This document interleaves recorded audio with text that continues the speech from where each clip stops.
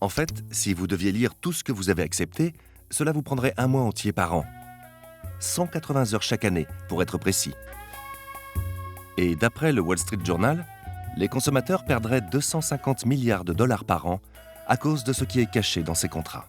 Voici par exemple un extrait des conditions d'utilisation de LinkedIn. Vous accordez à ce réseau une licence non exclusive, irrévocable, mondiale, perpétuelle, illimitée, transférable, pouvant donner lieu sans autre autorisation ou compensation financière À l'octroi d'une sous-licence d'utiliser, De copier, de modifier, de distribuer vos données Et de créer des œuvres dérivées, d'effacer, de retenir.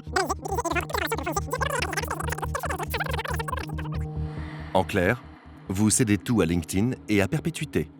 On retrouve le même jargon chez Google, Facebook et tous les sites que les gens croient gratuits. Instagram attache plus de prix aux photos qu'aux utilisateurs mécontents. Ayant modifié ses conditions d'utilisation, l'entreprise pourrait désormais vendre les photos mises en ligne sans contrepartie pour un usage publicitaire.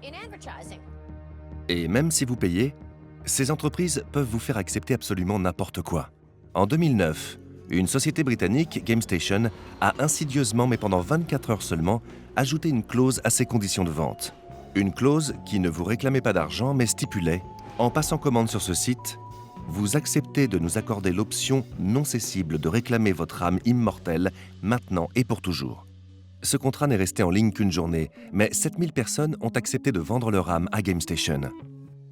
C'était un canular, bien sûr, mais qui donne à réfléchir sur les dangers qu'il y a à ne pas lire les conditions d'utilisation. Si les conditions stipulaient que l'État peut vous mettre sur écoute, ce serait fou. Mais c'est le monde dans lequel nous vivons. Un monde où le gouvernement peut vous mettre sur écoute en vertu des conditions d'utilisation?